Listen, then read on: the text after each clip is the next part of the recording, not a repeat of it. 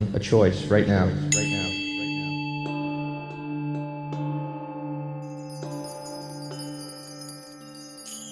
Between fear and love.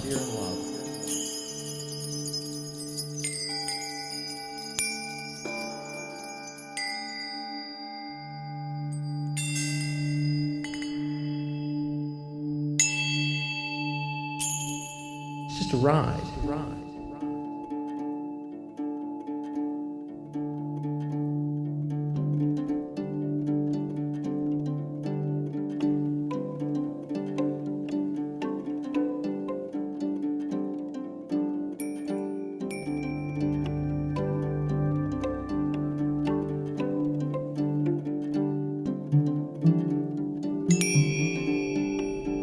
Expanding reality.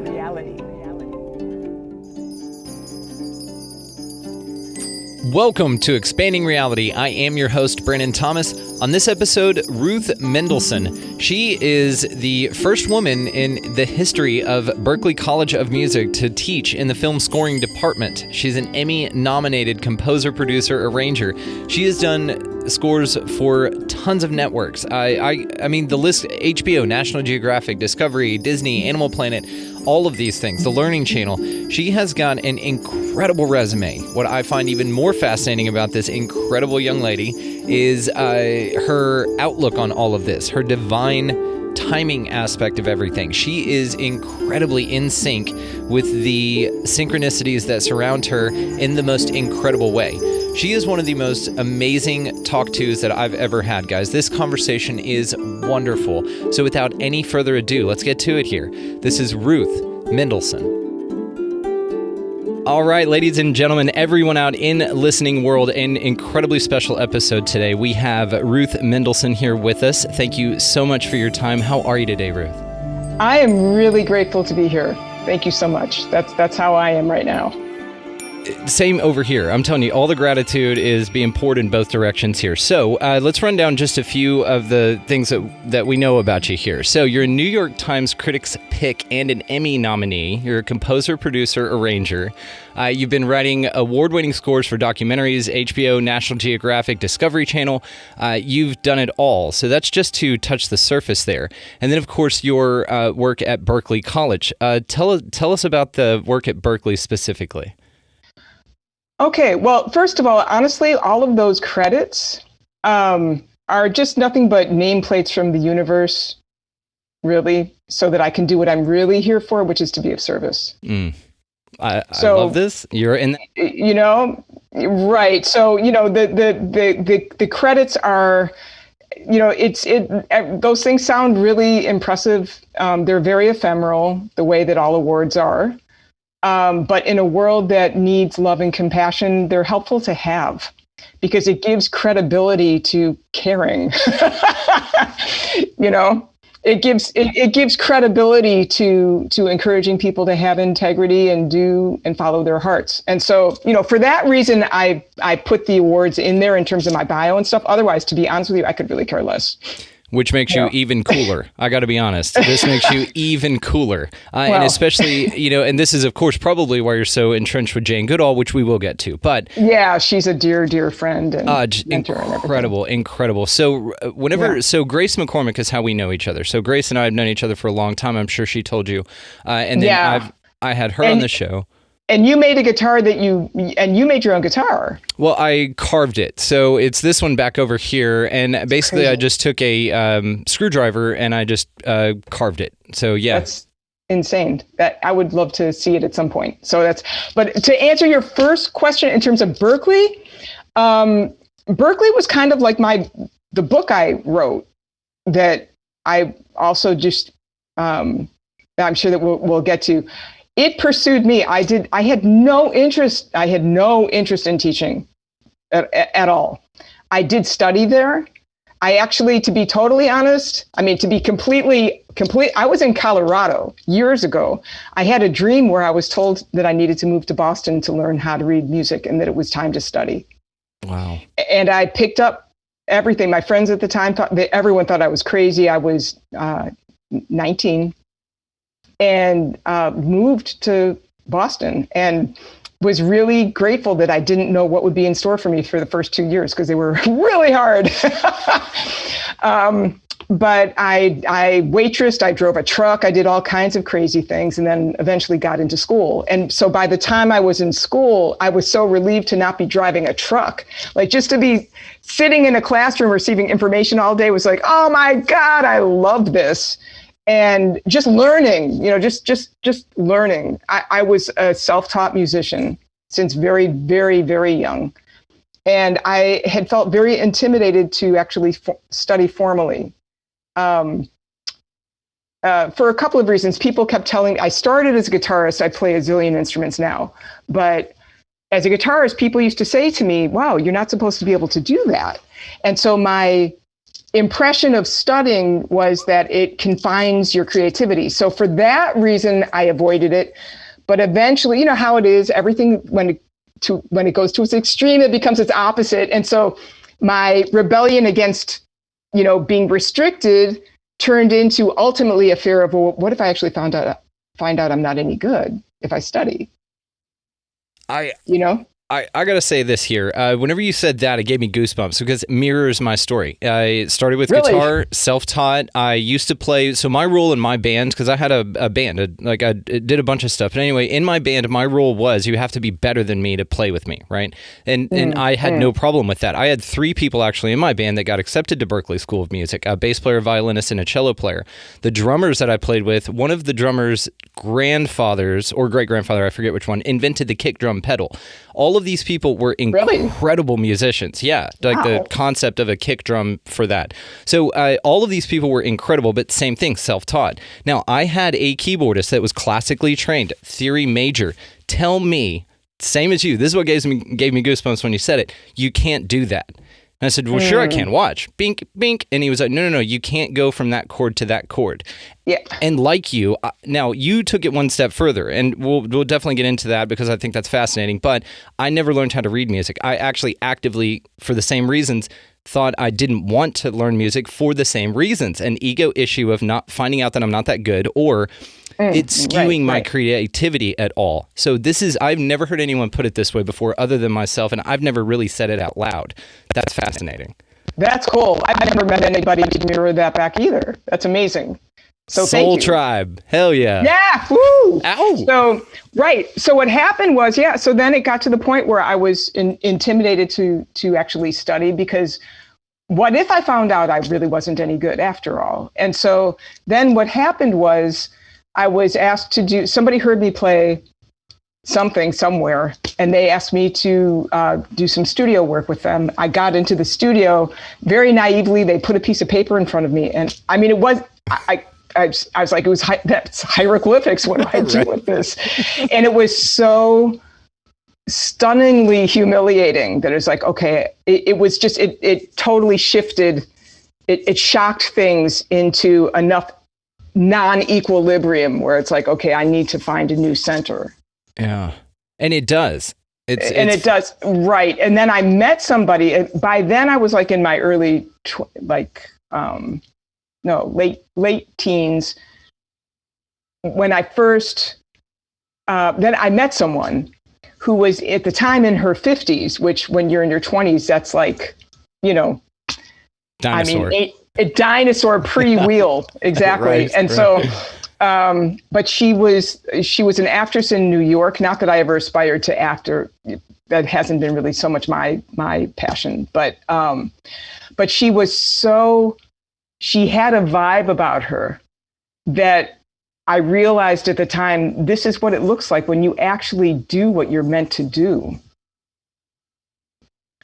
And it was a really important reflection. So that night after meeting this person, I remember sitting down at my kitchen at the time, which I used to do a lot, just late at night, sitting at the kitchen, listening to the whir of the refrigerator and just reflect and write.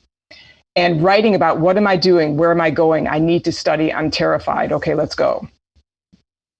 And then it was, around that time, I had this dream that I had to move to Boston, which to me was just like this foreign planet.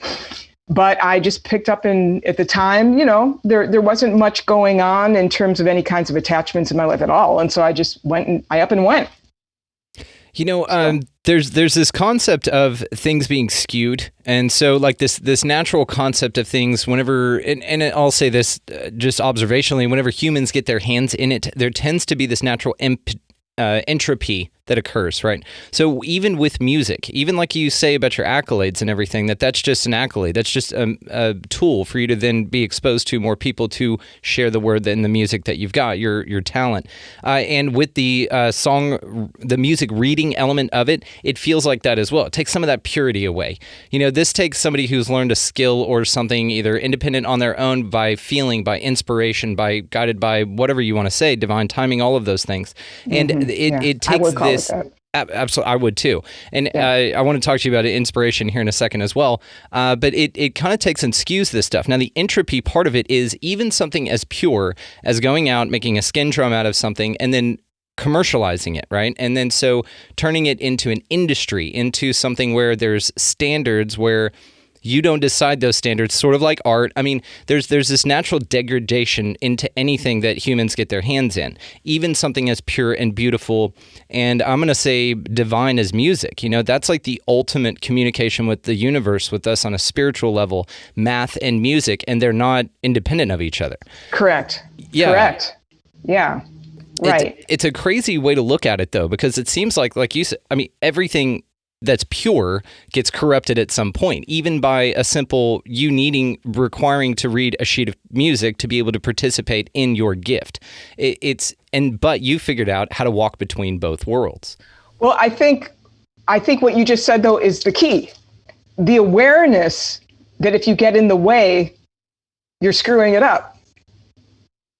I think there's a lot to that. There's a lot because to be completely transparent about this in terms of my own creative process, the first thing I do, really honestly, is put out for lack of a better term, these days it can be a controversial term even, but I put out a prayer to just stay out of the way. Because the music, whether it's written words, but music, like you say, is absolutely one of the most pure of divine voices.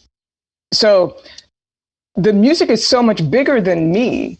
I mean, every time I get done with a score, it's frightening. And what just happened? Or not just a score. I mean, if I'm tracking something for someone, playing, whatever instrument I'm playing, it's startling for me at the end, because it's like, what just happened? Yes. So if the goal is to stay out of the way, if there's that awareness that there's a tendency to get in the way, that awareness then can be used to produce the opposite, which is to keep it pure, or at least as pure as possible. I agree with that. And getting out of the way is something I've experienced as well. And I even do this with this show. I will not remember any of the episode until I go back to edit it later. I'm in this moment. You and I are here doing this. It doesn't matter if I remember every little bit of the detail. I go back and listen to it like it's the first time after I hear this. This also happens with musicians, with people who get in that zone, that, whenever you get into the most pure state of what you do, what is your true essence, there's no mental cognition in the moment. It's a release. And the more you surrender to that idea, the better the performance, the more true and authentic it comes out. Because just to riff off of what you're saying, because for me, then it's not really a performance at all. Right. Exactly. It's a state of existence. You're channeling higher consciousness. Exactly. There's no performing. There's no performing. That's just responding and letting it through, whatever that translates into. And I completely agree. And it's in this way that you can kind of see this with like mediums or somebody like that that's channeling an entity. You're basically, and if you want to go really, really deep on this, which I love doing, then I do. You're bringing the highest state of consciousness possible down to a human third dimension reality vibration and sharing this, even though it's exceptional and something that not everybody can do or can experience or can, let's put channel in a way, because that's how it feels to me. I've at least got several songs that I can tell you I don't remember writing at all. They're actually my favorite ones, and it doesn't feel like it came from me at all. Stylistically, they're very different. It's chord progressions and fingerings that I haven't written into any other songs, but they're my favorite melodies. Like the way that it plays, I'm like, I didn't write this, you know? And even people like Tesla, there are these downloads that are talked about these great divine inspirations. Scientists go through this. Musicians are, I think, the closest step to this because they're very aware of this process. They don't deny it and try to write it off with something that they're trying to explain as a scientific observation. It's purer than that. Like you said, that's getting in the way by just trying to explain it. It's getting in the way. Yeah, interpretation can taint it. So have you done that? Have you written music and been like, where the hell did this come from? A lot, yes. Often.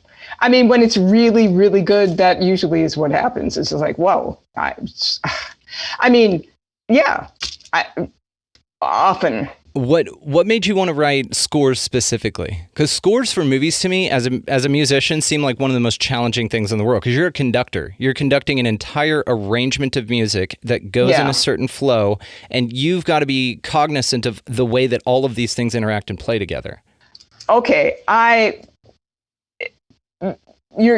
a good question. That's a really good question. This is another one. I never aspired to do this. I mean, a lot of my life is a series of the wrong things happening in the right way. And so what happened was, I did get into a music school. I did get into Berklee years ago. I was a performance major way back then. I was playing with a great drummer named Ed Uribe. He passed recently, a couple of years ago. But anyway, so I was playing this session with him. I was playing 5-string bass. And we were doing live to 2-track, and just like, it was a Chick Corea tune actually at the time that we were playing. And at the end of the session, my right wrist just gave out. I mean, it was really scary. That had never happened before. I went to all these different doctors. Is it carpal tunnel? No. Tendonitis? No. And then I went to one doctor. It's interesting. The guy who was the most arrogant actually ended up giving me the best advice. Oh, that is odd. Yeah, it was odd. But, was another lesson. He was just that confident, right? Yeah. But he did say something that was the most helpful. He said, you need to just don't think about this for 6 months. Give yourself 6 months. Do not play an instrument for 6 months. That was the ticket for me, because then it's like, okay, I'm not going to try, because what would happen was I would try to play piano, I'd try to play guitar, I'd try to play bass, I'd try to play, drums, whatever it was that I was trying to play. And the wrist would last for maybe literally 30 seconds, and then this pain would come back. And so by bracketing that time where, okay, I'm not going to do this, then that opened up the question that I think the universe was wanting me to ask myself all along, was how can I be involved in music if I can't play it? And so I started, it's like, well, I can always write. I mean, I can hear music internally. So, because at the time, it's like, I can't not be involved in music. That's like not breathing. So it's like, okay, I'm going to start studying composition, which I never aspired to do before. I never wanted to, I wasn't interested in it. I was more interested in being just a musician, but being a musician, but to actually study composition it never occurred to me to do that. And I had the real amazing good fortune of taking a class with somebody who was such an extraordinary, total inspiration. And that was like the universe completely opening up to a whole new realm of depth and color and expanse and movement, and that I never even knew existed. And it was really just discovering a completely new sphere, dimension of music it was interesting because it felt like it was brand new, but it also felt like I've known this all along somehow. Or it's familiar in a almost heartbreakingly beautiful way. It's familiar to me somehow, but it's brand new also. And so then I was thinking, well, how can I make a living doing this kind of thing? And I was like, well, there's a film scoring department. I think I'll take a class. And then it was like, wow, to study, to get inside the soul, the mind of a character, and to have to tune into those inner meridians so keenly, and then just express that through sound. How cool is that? So that's how it got started. You know, what I like about this is, okay, do you think that your injury was an accident? At the time I did. In retrospect, no. Why? Because sometimes things have to be taken away to redirect focus. It's almost like, and this is exact. I knew you'd answer it that way. That's why I asked. So, if it's almost like whenever you look at this kind of thing, like you would have been fine and content, not even content. You would have thrived being just in air quotes, as you said, a musician, right? But it seems like that you're calling clearly, and like you said, hindsight's 20/20. So at the time, yes, it's a setback. It's damn it, things didn't go towards plan. And if you're a big fan of manifestations and things like that, I have an idea about manifestation and setback. So I've got this idea, and I've been talking about this to a few folks lately. If you're into the concept of spirit guides and that time is only linear from our perspective because that's how we experience our experience and therefore it's infinite, right? But I will take it a little bit further to the idea that your now influences your past and your present. Obviously, your now is creating your future. The past that we have is just a memory of something that we used to experience, that the only way that we remember it is to bring it to now, to remember it, to recall it now. The future, though, is a sea of potentiality and possibilities.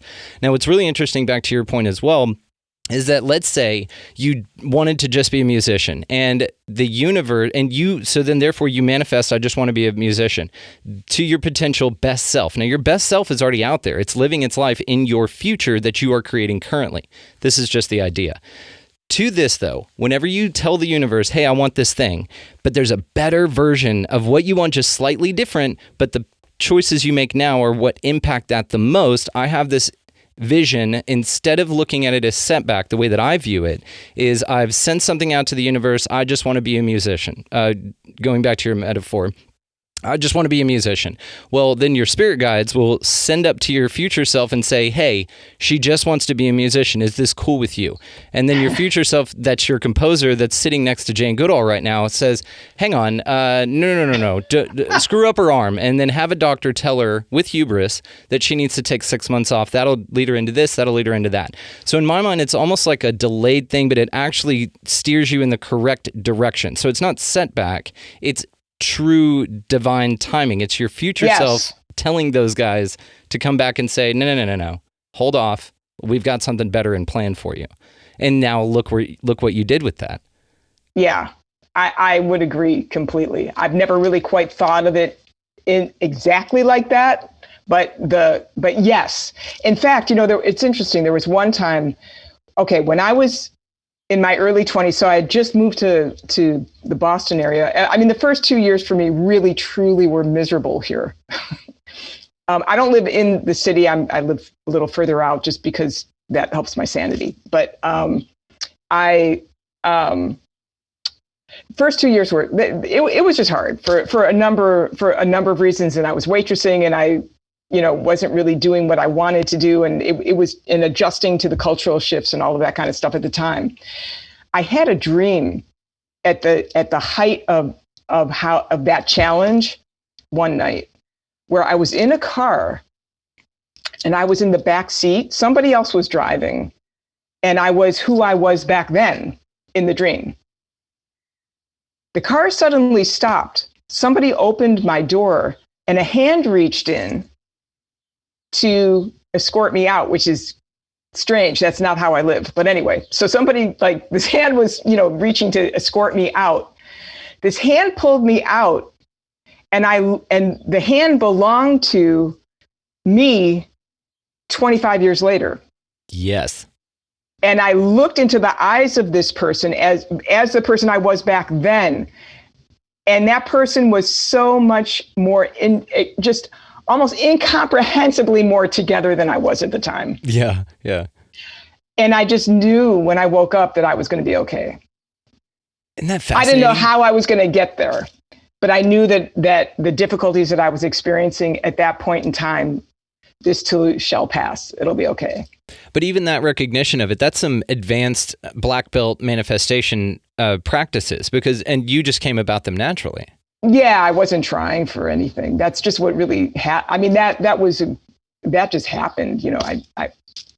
I can't really take credit for that. That just happened. Right. And it is fascinating because it does seem to be like your intuition is maybe, one potential explanation for it would be that it is your future self guiding you from the future, That's what it felt like to me.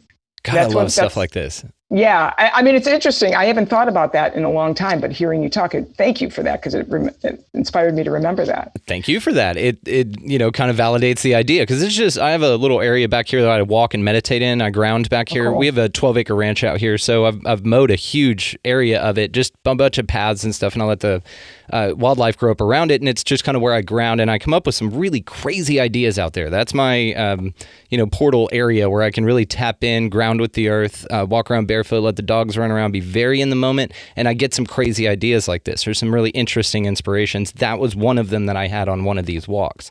So it's interesting. It's very cool. I love talking to people like you about this kind of stuff. Yeah, mutual.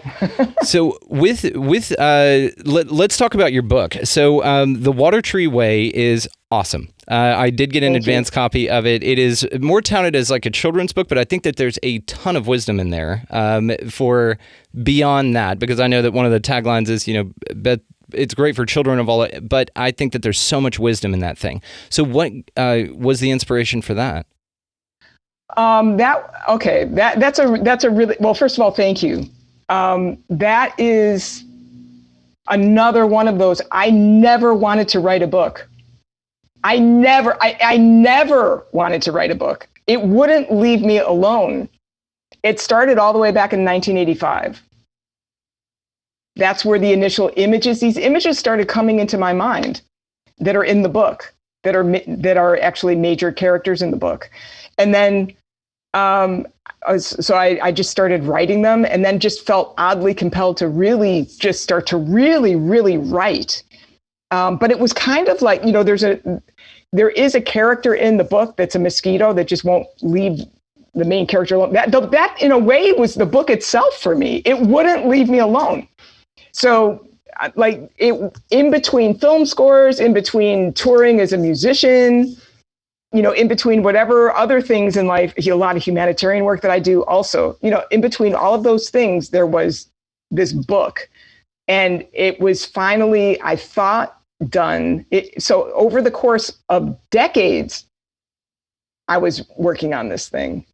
So I never in a zillion years, though, could have predicted that it would be as important as it is right now. It's so great.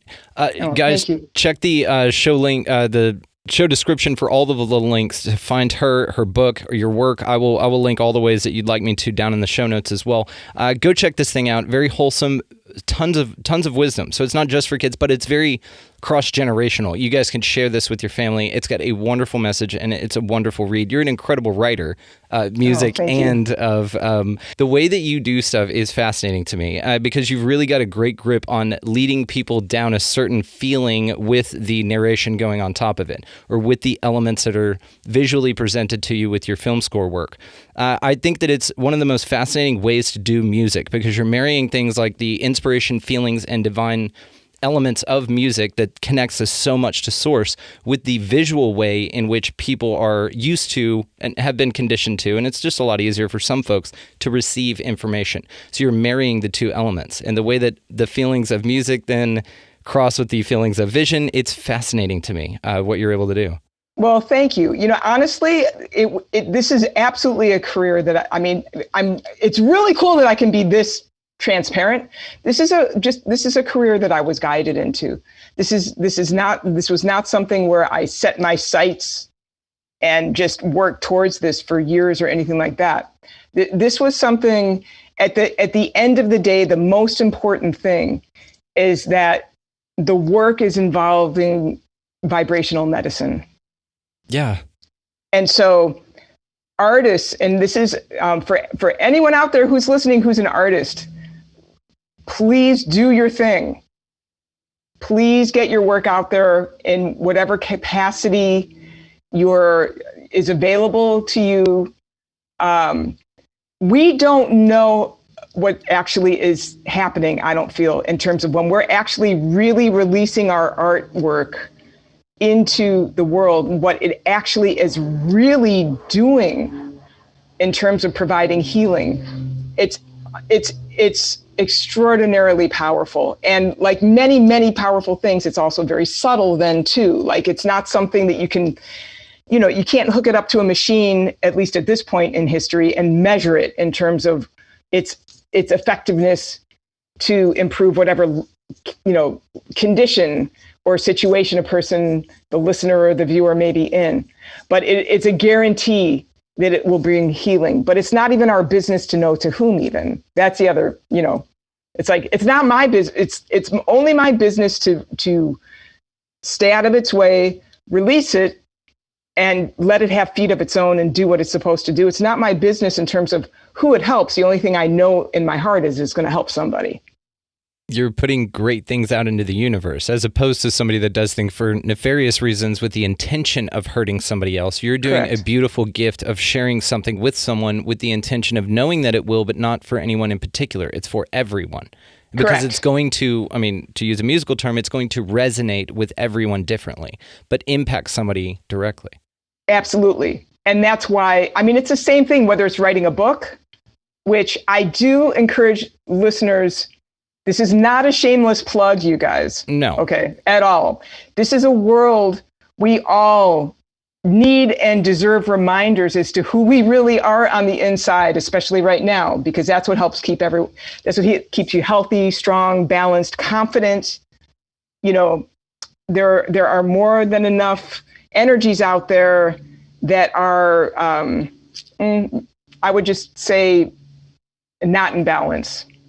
I'm being diplomatic. I am grateful for your diplomacy. Because I do the same thing. We walk a balance when we really want to just scream at everybody, right? But that's not the example that we set. Because it's like, that doesn't really do any, it's not helpful. It's not helpful. Good call. And I completely agree. Plus, it's counter to your message, right? It does the opposite of its intended. Exactly.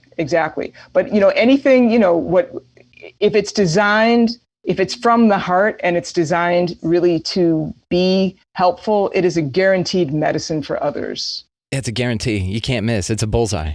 Yeah, absolutely. And that's a thing, I think that, that's a message that I think is really important to get out there, to encourage everyone to just, express yourself. A lot of people like even for the book, the way that it just, like I said, when it wouldn't leave me alone, it was antagonizing my energy. Like it just, the book. Okay, all right, I'll write you. I will. I promise. Okay, I will. But I think that a lot of people, there are a lot of people walking around very vexed these days. Mm-hmm. And I do wonder also, I have to say, honestly, it's like, how many of those people who are vexed all the time have masterpieces in them that they're pushing away? I'm going to say, it's some capacity, all of them. They have something to contribute that's beautiful because that's why they're here. I believe it's a very purposeful reason why we're all here on some cosmic level. So, of course, they have something to get. Now, I would say also to that point, though, part of this experience or this dichotomy here, one of the ideas is that the lizard people that are running the world, right, it's planned. It's part of it. I heard, I've had a guy named Pat Mahan on my show, and he does a show called Like Attracts Like. He's wonderful. One of the examples he gave with dichotomy, and especially setbacks as far as what humanity does to humanity, is they're just two. There are two important parts of the same experience. He said his analogy on it was a play. Whenever the villain and the hero both bow at the end of the play because they're both a necessary part of the experience. So That's you well have put. to have that. Oh, That's Pat well Mahan's put. awesome. You would love Pat. He's incredible. Yeah. That's cool. I'll get you two hooked up. He's wonderful. Yeah, thank you. Of course. So, okay, what have you looked into sound healing at all and the work that's been done there? Yeah, I haven't. It's something that I'm inherently just intuitively very interested in. It's something that I'm very dedicated to in a lot of the work that I'm doing, but I can't really say that I've studied it. There actually is a CD that I created a while ago. I wrote something for the New England Aquarium that they had a jellyfish exhibit. This is crazy. Okay. because you're you, I'll just go. All right. So I was in the desert in Arizona where I spend a lot of time. That's actually, I mean, before COVID anyway, I haven't really gone there since COVID hit. I haven't traveled very much at all. But I usually, at least pre-COVID, I would do a lot of traveling, a lot of time alone in the desert. That's been my muse place. And there was one time I was out in Painted Desert Petrified Forest region. I love that area. It is so gorgeous. That's one of my favorite national parks. My wife and I went there. It's because it's got the petroglyphs, it's got the hills, the petrified forest, everything. Everything. I'm with you. It is magical there. It's amazing. It's amazing. Okay, so I was out there and just overlooking, 400 miles of land in all directions. It was beauty, personified. And then this message came that the sea beings were calling. And I started laughing. It's like, there's not a drop of water for miles here. The sea beings are calling. Okay. And so anyway, I scribbled it in my journal because when I go on these trips, when it's just me and, pure silence, I have a notebook if anything inspires me, And and I was also told that this music was going to hold many people in a space of love. So then I was back, zoom forward 4 months, I'm back in the East, and the New England Aquarium calls me up and says, well, we have this jellyfish exhibit coming up, and would you write the score? So I spent hours with these fish behind the scenes. Like all the fish were, like before the exhibit opened, it was really funny. All the fish were like in their tanks, like waiting to go on. It was kind of crazy. And I spent, like I said, hours just watching their movements and all the different kinds of jellyfish. And they're just stunningly beautiful.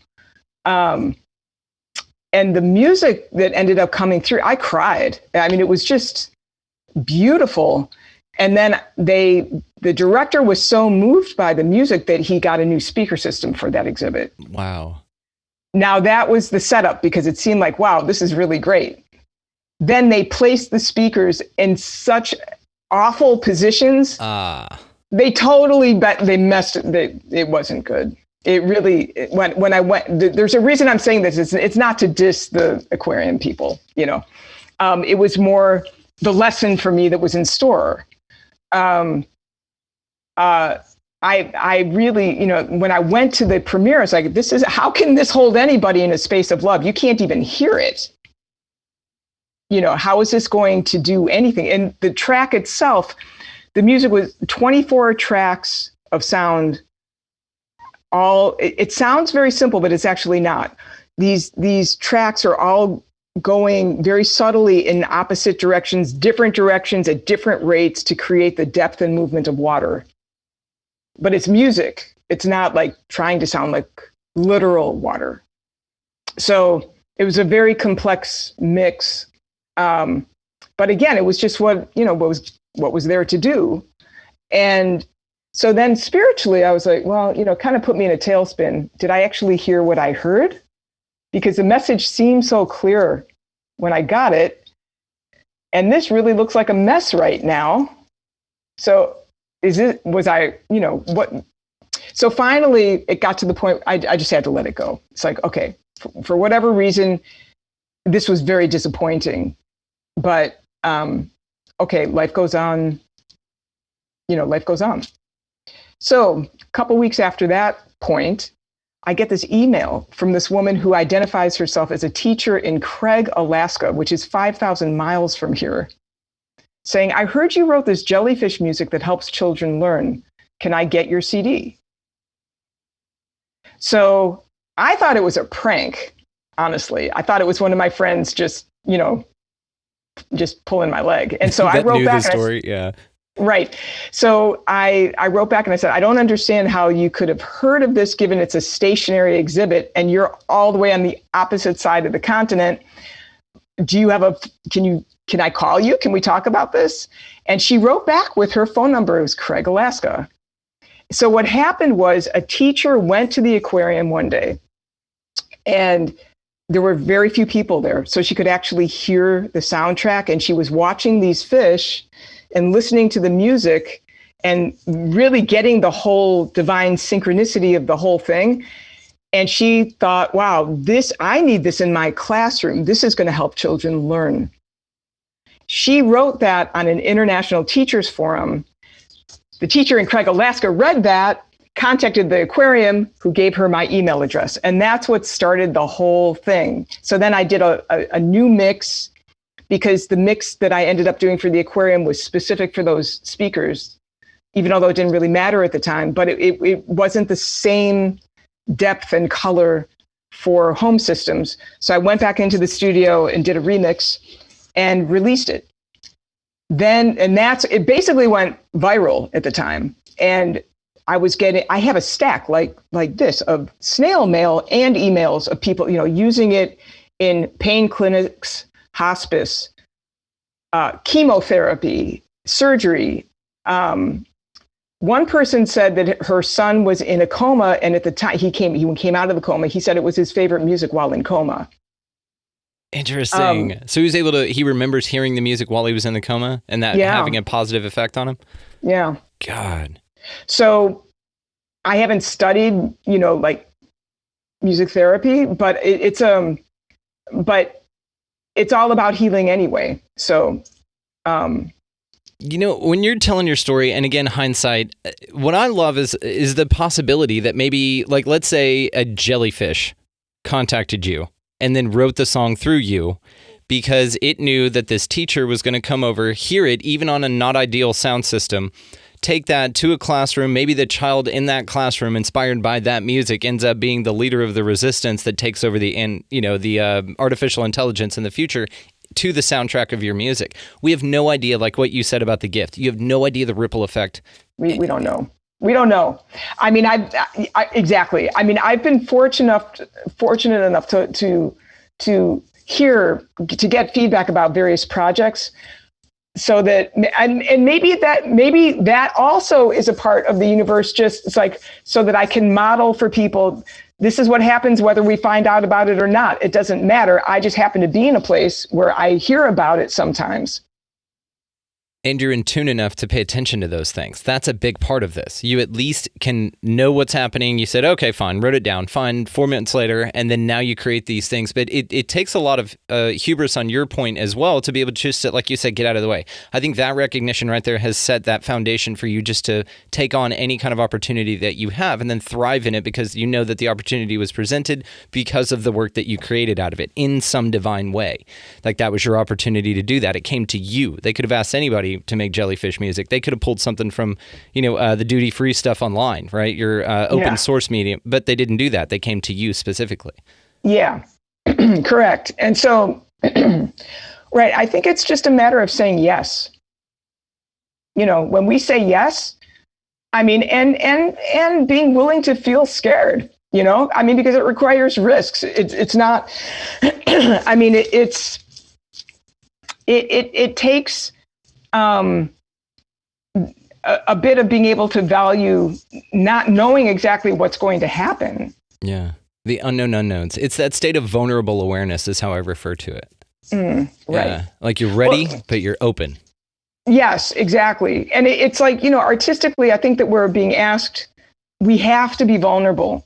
We have to, how can you internally hear if you're not open? I mean, and then the process would be interrupted by your ego. That's what the lack of vulnerability is, just the control of ego. So if your ego's taken over, you have no eyes to see it. If you're vulnerable, you're open to everything. True.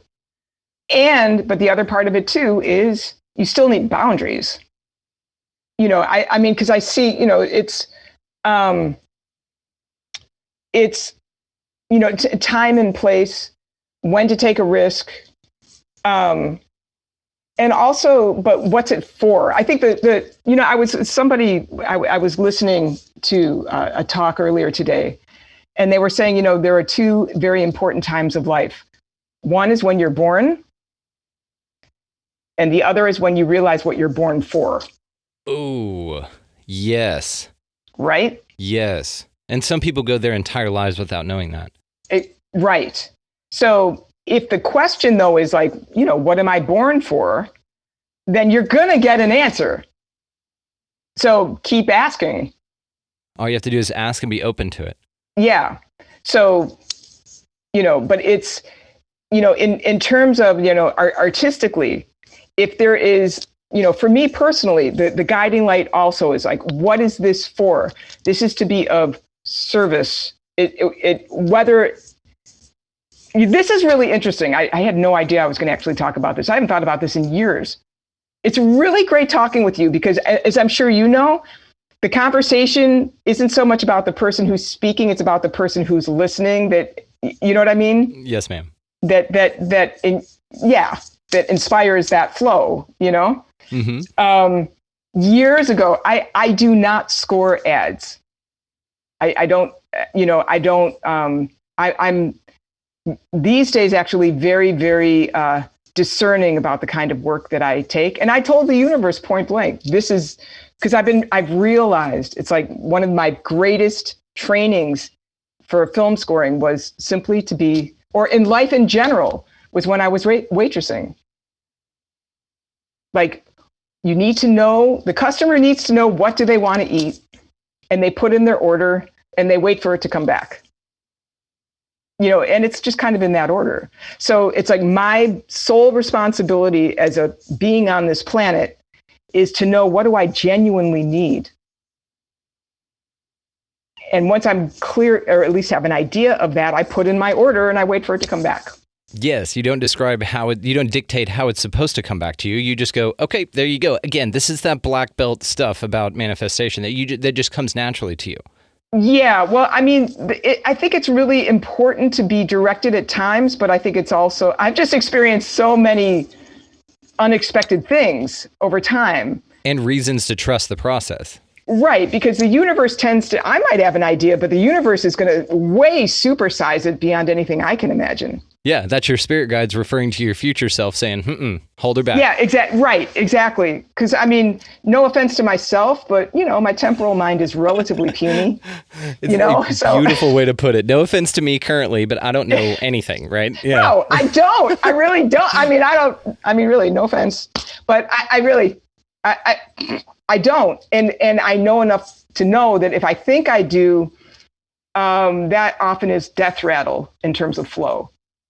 But what I like about your story is you are somebody that's an example of the productivity and the success as a model, not business-wise, just as a successful undertaking, is you're an example of this process. You're an example of whenever you figure out what you want to do, you go for it. You're not too, I'm going to say, impatient with the process, and you just let things happen.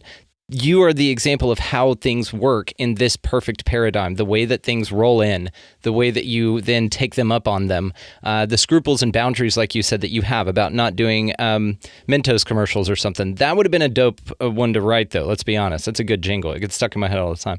Yeah, I hear you. I haven't seen a Mentos commercial in years, but it's right here. Can I share about the ad thing, though? Because I just realized I got off on my own tangent there. Okay, so this is what happened. This was really interesting. So this is years ago now, but this ad that I got asked to do an ad, which normally I wouldn't do, but internally I was guided to do it. So yeah, what do you do with that? I took it. So what happened was it was this really, really poorly acted. I mean, it was really funny. I don't have a copy of it anywhere, but or I would show you. But it was an ad for Big and Tall Men's Clothing, and it was members of the Celtics, the basketball team, talking about how they shop there for Big and Tall Men's Clothing, and they were so obviously reading cue cards, like, I shop at Big and Tall Men's. It was so bad, and I'm like, why am I doing this? Like, this is great. Why this? Okay, and again, because this, Brandon, this says a lot about you, man, because I did not think I was going to. All right, so what happened was, this happens to me a lot when I'm sitting at a keyboard.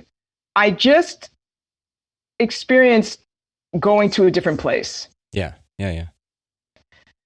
And what I was shown was this, okay, first of all, that it turns out that ad was going to be played during Celtic games all season, that upcoming season. Now, at the time, the audience for those games was mostly men. In the state of Massachusetts, which is where this ad was going to be broadcast, because, it's a Celtics thing, prostate cancer was at an all-time high. Right?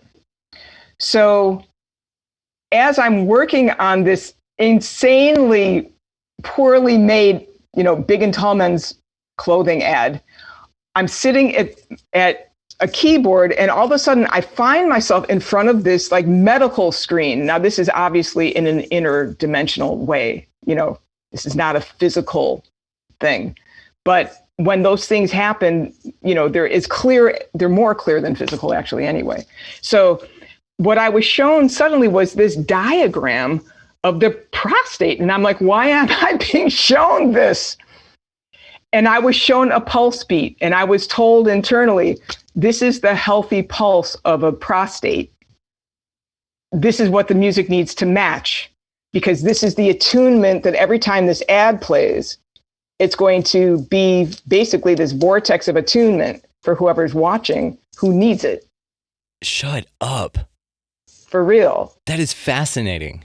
For real. Yeah. So, okay, now I've just got to ask, of course, did you go back and look at the studies from when that ran to if there was any correlation in a decrease in prostate cancer? No, I didn't, because then I was on to the next after that. And again, think about this. If it resonated literally in one person's prostate that then goes on to change the world and inspires a bunch of people, again, I'm pretty sure we have either a zombie apocalypse or an artificial intelligence takeover coming pretty soon. And maybe they're the leader of the resistance and they're fueled by your tunes, dude. This is amazing. So even with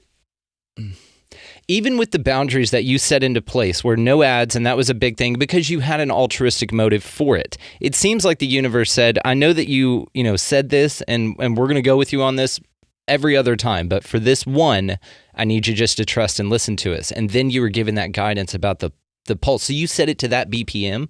Yeah, I did. Yeah, I did. What BPM was it? I'm just curious. You know what? I'd have to look back because I honestly in this moment don't remember. I'm going to say 86. What's that? I said I'm going to say 86. I'm just messing. It was in the 80s. It really? was in the 80s. Yeah, it was. I'm going to be damned if it's 86. Watch this.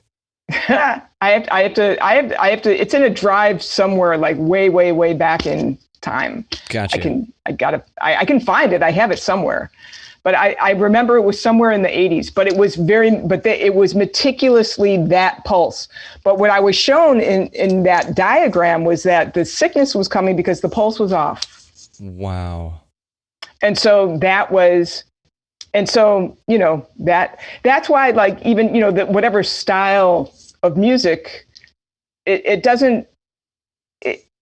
whatever's going to achieve the healing is the way to go. Whatever that is. And so, I mean, I've done stuff that I've never done I don't know how to do, and yet I do it. So, it's that, like, what just happened thing. Yeah, you're just open to it. You've got the talent, but you've got the openness to it, which right. Feels I think more. Exactly. I do. I'm very grateful. I am blessed. I was absolutely given talent to work with, but so hasn't everybody been. So, this is not exclusive to me. But this is where you're empowering, is in this way, because you're now speaking to trust of the process. You're an example of how trusting the process works out. Like this is what we all talk about when we talk about things like this, and you're out there living it and doing it. Now, the reason earlier that I'd mentioned the sound healing stuff, because you hear all these amazing stories about people taking pulse waves, through the human body, destroying cancers with it. This is what they do with kidney stones. They do ultrasonic pulsing. Then you talk about molecular disturbance with crystals and things by matching the frequency of the glass. There are so many things having to do with music that are so mysterious. Even down to, have you ever heard of Coral Castle in Florida? Built by...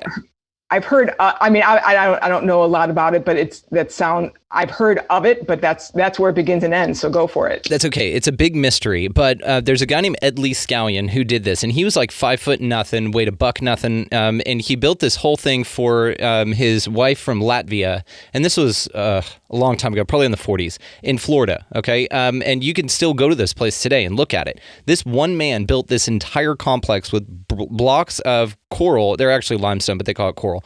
And they built these massive things. And he said that he had figured out how they built the pyramids, and it had to do with sound frequency. So he could actually resonate with the blocks and turn gravity off and then move them into place and set them down. So this is another really thing that they cool. talk about. Well, right. And then with Tibetan practices, they have myth in their culture that talk about the focus of directed pitch and frequency and being able Yes. to levitate blocks, people, anything. Yes. Okay. Yes. All right. There's something that back in 1989, I was in a very significant car crash, and I had a near-death experience. During that, afterwards, I was bedridden for about 6 weeks. I mean, my head cracked a windshield, my knee went through the dashboard. I mean, it was stupid. But many mysterious things started happening in that 6 weeks of just convalescing, because I was really too weak to. I mean, if I had the strength to take a shower that day, that was the accomplishment for the day back then. And I became aware one day that I was actually doing these outrageous mathematical equations in my head. And I called my roommate at the time, Mikey, a great musician, Michael McLaughlin. We were roommates for years back then. And I said, Mikey, can you come in here and just bring a calculator? So he brought, this is back in the days where people actually had calculators. And so I said, okay, like 2,721 times 393 equals blah. And just rattling off all of these equations. And they were always right. Damn. Yeah. So in that incredibly vulnerable state, it was a benefit to have been bedridden at that point, because I was so cracked open. If I had gone out on the street in that condition, I would have snapped out, because my nervous system was so completely, utterly exposed. Like I was like an embryo. And so, but the reason I'm saying this is, just riffing off of what you're saying, like what I became aware of in that state. And I don't have that mathematical ability now. What I was able to partly retain, though, was deep intuition after that. Deep trust and intuition. That never really left. How old after were you that. when that happened? What's that? How old were you when that happened? 29. 29. So you're 10 years after becoming this more than professional musician in your late teens. 19 is what we had talked about. And you're 10 years later, you get this, and now you've been impacted severely with a resulting case. Okay. All right. Okay, let's get super deep real, okay? Please. A week before the car accident, I was thinking about quitting music. What? Yeah, dude. So why do you think, though, that you had all these mathematical equations in your mind? Why do you think it went to math rather than anything else? Because there was this correlation that I just felt at the time, that I experienced at the time.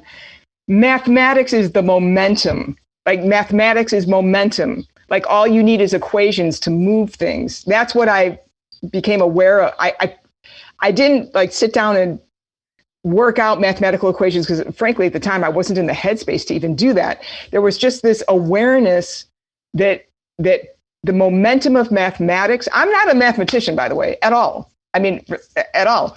But in that state, there was something about the joy of math that would just move, had the ability to move things, literally move things, like momentum, like pick up a boulder and move it through equation somehow, through dimension, through divine symmetry somehow, all of these equations. Mathematics is a divine vocabulary. It's not a math problem. It's a divine voice somehow, like music. But this is the way in which you are a mathematician. I think that a musician is a mathematician, just that you paint with a baton rather than a pen on a board to work out equations and explain the way that the universe potentially works. You're giving people an experience, but it is mathematically based when you're talking about octaves, thirds, harmonics, rhythms, time signatures, things like this. One of the examples I always use, and I can always spot a 6/8 time signature out in the world, and I'm sure you do this too. You definitely do it too, because this is what you do. But I can always spot it because it hits me with a feeling before that first round is ever even over. You've got the 1, 2, 3, 4, 5, 6. Our heart beats in 3/4 time, so you resonate with that time signature on a very deep level. Deep, yes. Yes, so totally anything resonate 6/8, with that. I totally 3/4, any of that stuff. Like a waltz is 3/4, but a 6/8, of course. And I'm just mainly doing this for the audience. So what I find interesting about this as well is in that state, you are not in a. If we look at the way that the world in which we live, right, in this area around us, if we explain it in dimensional realities and vibration, then this is just a very heavy, dense vibrational state for our true selves, however you believe in that, to exist in. Now, the further you get from a connection to your ability to function the way that this dimension was meant to be functioned in. Let's say autism is a great example, being physically debilitated in the way that you were, even temporarily, like you usually exist in that state. You had something happen to you which took you out of this perfect performance in this dimension, but it gave you access to something else. It's an interesting theory to correlate the distance from which people can fit in, for lack of a better word, to this 3D reality, to the extraordinary things that they can achieve that can't be explained. Yes. Yes. I mean, because you look at, even the state of like autism, right? I mean, because that is something that and some people have said that that's the next level of human evolution because of the cognitive ability that they're able to do beyond what we can really measure with things that we understand to exist in this 3D reality. They don't blend into society as far as norms and all of these social things that they're able to do, but they're extraordinary at things like music, comprehension, connection, the way that their intuition, all of these things are dialed up to 11. And that's why they get some socially awkward type of things, because it's a data input overload. Yes. But they're exceptional at other things that people really rooted in this third dimension reality really don't have access to, and can be viewed as remarkable. Right. I mean, I think if your antenna is that fine tuned, then dense vibrations are going to be very deregulating. Yes, that is a great way to put it. It's a great way to put it. So I do want to ask you, we'll probably wrap this up here in a little bit. We've already been doing this for an hour. It didn't feel like that. Really? It just blows by. I'm telling you. And I still want to talk to you after we hang up, so don't hang up just yet. But okay. Please. Something that's interesting too is to the frequency at which pitches are tuned. Have you done any work on the 440? Yeah. In fact, I'm actually. So what is your impression of standard tuning? 440.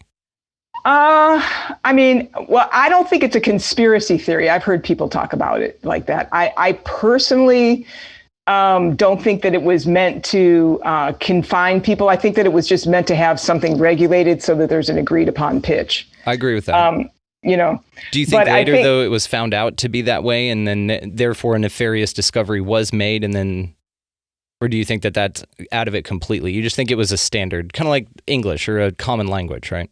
I would say in the limited knowledge that I have of it, because it's not like I've spent too much time really researching that one, but I would say more in terms of a standardized language. However, it's not the most healing necessarily. It's really interesting. If you listen back to any of the tunes recorded in this is a ways back now, but if you listen to tunes that were recorded back in the 70s, 80s, a lot of them are not a 440. Right. I don't play a 440. I play a half step down. Oh, do you? Yeah. That's cool. And so this is the question, though. And so I was curious to see is if you had found these magic frequencies and then wrote a composition where all of these deliberately placed healing frequencies that, like the 528, and you 932, something like that, you can go through and find these pinpoint hertz type of actions. There are some, I don't know if you're on TikTok, but there are some videos all the time, and basically it's a bell, it's a tone. It's just a sine wave that's at a specific frequency range, and on the screen they'll tell you, this is blah, blah, blah hertz. It's going to open up your third eye, and then, you listen to it 3 times, and then you move on with your life, and you do feel different. I've had a guy on named Matthew Kosel. He's a Tibetan throat singer, so if you have any need for that in any music, I've got you hooked up. He's unbelievable. That's cool. But his music, when you listen to it, it lifts it. There's something that happens. You can feel it. It makes physiological changes within you. Yes. I'm interested to see, as an experiment, if for you to write something like this, to where you take all of these specific frequencies that do specific things, you could come up with an audio CD that clears all of your chakras in one listen. Yeah, I actually have been kind of internally encouraged to do something like that. Now you're externally, audio-wise, encouraged to do something like that. I think that would be so cool. And then you could find out like what would work best, like in a chimpanzee population, for instance, what resonates with them well and keeps a cohesion, keeps a calm, and this is not news to anyone. You can listen to heavy metal and it gets you either pumped up or you're ready to kick someone's ass. You can listen to, symphonies, and depending on what you're listening to, I love the Four Seasons, by the way, that whole piece is incredible.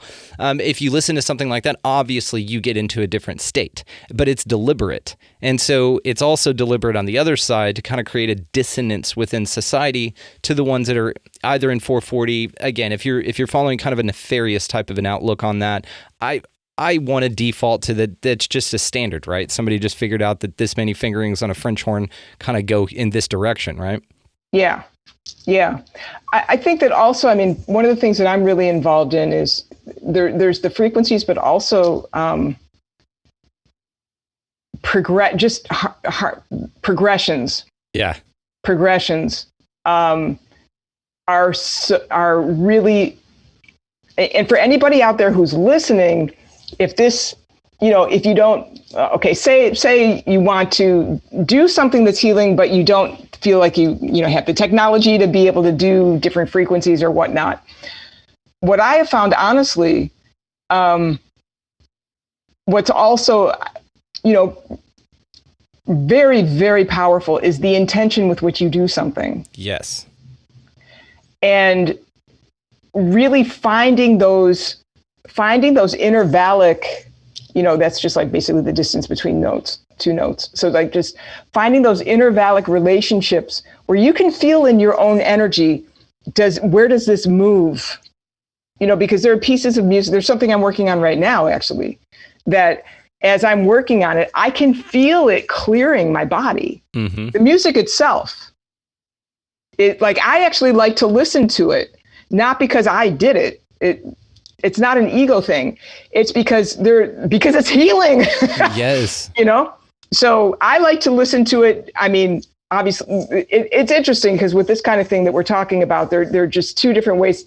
There are 2 different perspectives, because artistically, you always want to improve on what you're doing, and there's all that kind of stuff, And then there's also, if it's really, that kind of purity that you're talking about, then there's going to be another quality to it where it's not even really quite yours anyway. You just, you have the good fortune of being a vehicle for it. Exactly how I feel about it. Yeah. This is another reason it makes you so great, because your awareness of this.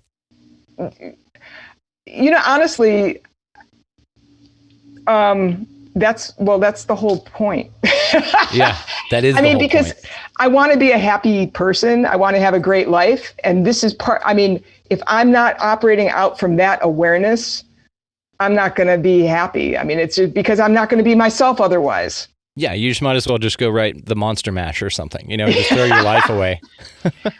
Whatever, right? Yeah, so, yeah. But this is it's a natural natural thing, but I think it's, it's kind of like one of the points of the book. The world really needs you. I'm saying that to you, I'm saying it to the listeners, whoever you guys are out there. The world needs you. So the least we can do is, get to know who we are.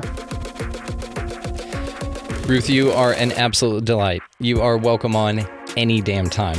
This has been fantastic. I have a million more questions for you, but we're going to wrap it here, so maybe I can have you back on to come back and... I would love to come back on. You're amazing. You're amazing, and thank you for the compliment. I will take you up on that, but it's all about the guests. It's all about this. So you're just incredible. So thank you so much. I really do appreciate you. So I will, of course, link all of the ways to find you in the show notes, especially your book. I cannot wait to dive into some more of your music, and that is a question I've got for you after we wrap here. But you're unbelievable. I'm truly grateful that we connected in this life. This is Soul Tribe stuff, and I love the way that this has worked out. Totally for cool. Everything. It's so cool. All right, so thank you so much. Let's speak again soon.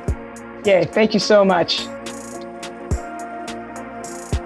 Absolutely incredible woman. Absolutely incredible conversation. She is beyond talented, guys, in all the ways that matter. She is the true expression of living by synchronicity and following the path that you've chosen, but getting out of your own way to do so. We have so much more to talk about. She will definitely be back on, so you guys make sure that you stay in tune. Of course, all of the ways to find her book is linked down there, as well as her website. So go down and contact her. Go check out some of her scores. I mean, I bet you would recognize more of her music than you think that you would. It's incredible, guys. So incredibly grateful to have met Ruth and to be connected in this way. Grace McCormick from a previous episode, a good friend of mine, she represents Ruth. So that's how this got set up. So for this show, guys, you can find us at expandingrealitypodcast.com. That is where the links to all of the socials will be found. You can just go there, YouTube, Patreon, all that other good stuff is there.